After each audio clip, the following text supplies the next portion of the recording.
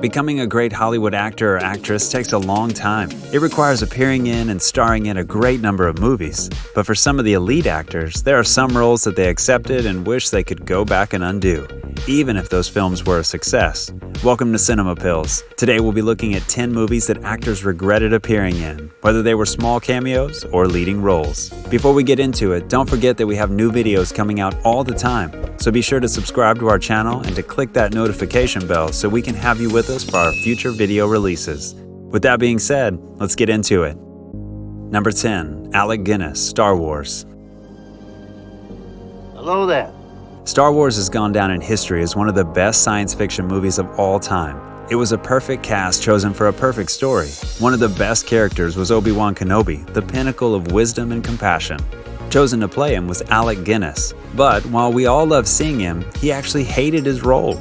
Guinness was a seasoned British actor who couldn't stand what he thought was a simple fairy tale style script. It wasn't a secret that he had severe disdain for the film.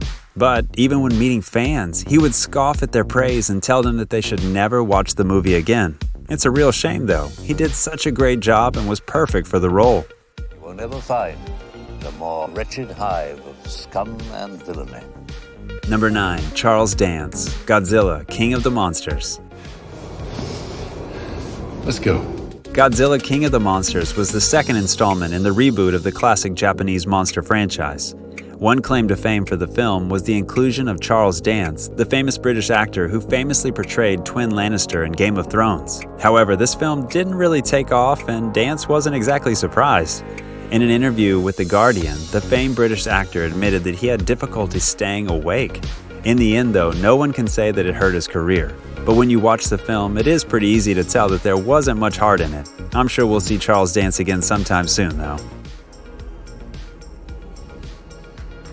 We'll take it. Number 8, Michael Caine, Jaws: The Revenge. Hang on to your socks, lads.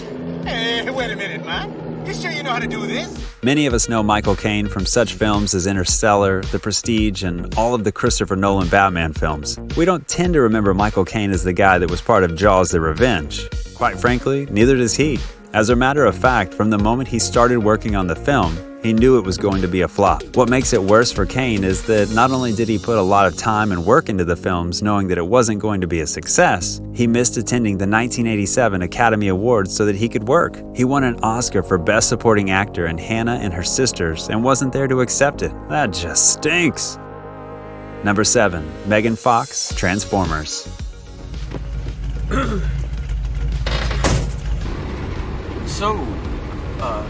I can't believe that I'm here right now. There was a time when the name Megan Fox was on the tip of everyone's tongue.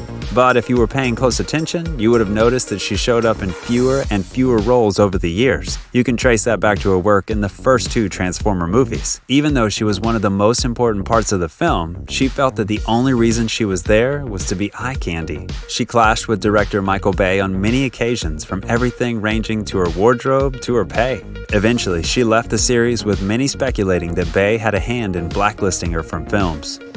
It squirts the fuel in so you can go faster. Oh. I like to go faster. Number 6, Ryan Reynolds, Green Lantern. This is the human. When I learned Abin Ring had chosen you, I said there had to be a mistake.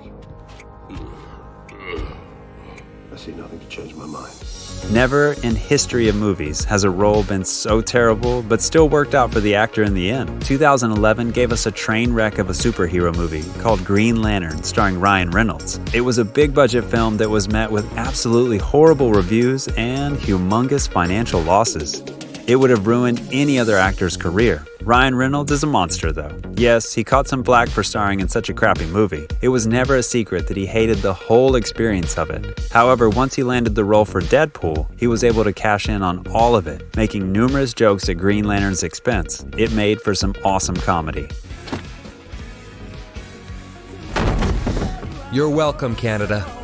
Number 5, Will Smith, After Earth. What do you think you should have done? Because really, that is all that matters. What do you think you should have done? Will Smith is one of the most likable actors in Hollywood, not to mention one of the best. His roles have always been hit or miss though. Yes, he has made some great action films, but he's also seen his share of stinkers as well. M. Night Shyamalan's After Earth was one of the worst, and that's saying a lot. He regretted this movie quite a bit, but not just because of how horrible it was. It was Smith that was mainly responsible for getting the other main role for his son Jaden. It hit both of their careers hard, especially for Jaden, who has since worked very hard to avoid mainstream roles. Nowadays, though, Will Smith has shown that his role selections are accepted more carefully. Number 4. Shia Lebeouf, Indiana Jones and the Kingdom of the Crystal Skull. Whoa, wait, stop. Uh-huh.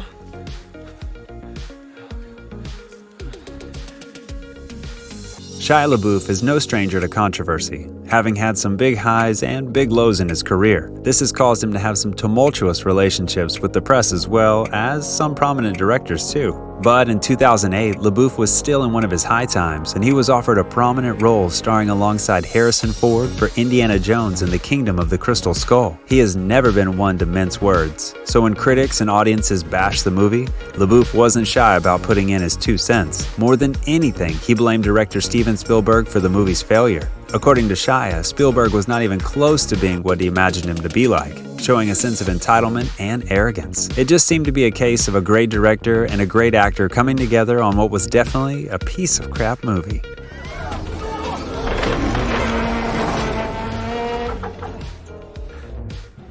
Number 3. Sean Connery, The James Bond Films.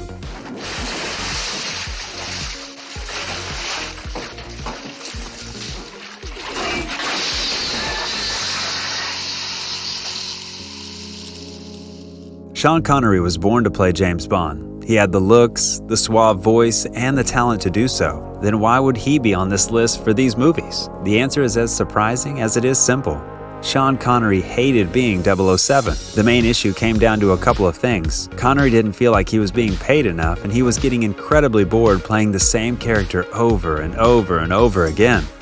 At one time, he wanted to send a signal to the studio that he wasn't invested in his work, so he donated his entire paycheck to charity. After finally leaving the franchise, Connery said in an interview, "I've always hated that damn James Bond. I'd like to kill him."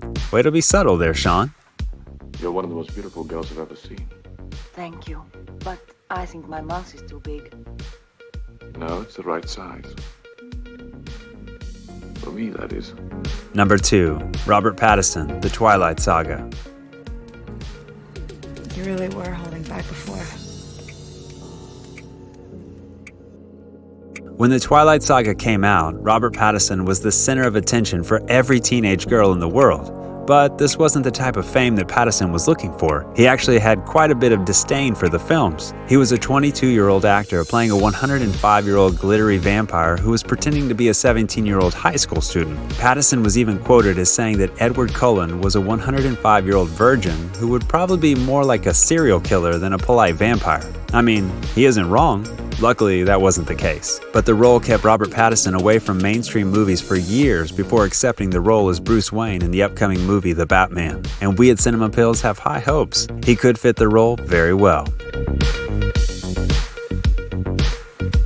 Before we get to our number 1 pick, don't forget to give our video a like and subscribe to the channel for more great videos.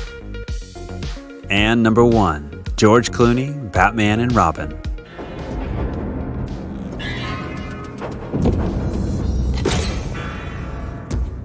For anyone who's a fan of the Batman franchise, we just have to say one thing: bat nipples. That's right. This was the Joel Schumacher movie that nearly killed Batman in Hollywood. From George Clooney's terrible role and the over-the-top outfits to Arnold Schwarzenegger as Mr. Freeze, this film has the makings of a really big piece of crap. To this day, and even as he was making the film, Clooney acknowledged wholeheartedly that he knew he was wrong for the role. He did the best that he could, but he was a victim of being miscast into a film with a terrible script and even worse direction. There have been reports of Clooney being blacklisted from Comic-Cons all over the world because of how bad the film was. So yeah, it was bad. Luckily, Clooney didn't stay down and went on to star in other films that were a success. Just don't bring up Batman and Robin at any Clooney family gatherings. That would be kind of awkward. Ivy's calling me. Her name is Pamela Isley. I saw her talking to Gordon. She must have stolen his keys and changed the signal. Yeah, she did it for me, for love. She's infected us with some sort of pheromone extract. Oh, is that what it is, Bruce? I'm under some kind of magic spell? She wants to kill you. Did we miss anything? Should we have included anything else? Be sure to let us know in the comments section. Don't forget to check out some of our previous videos while you're still here. Thanks for joining us. We'll see you next time.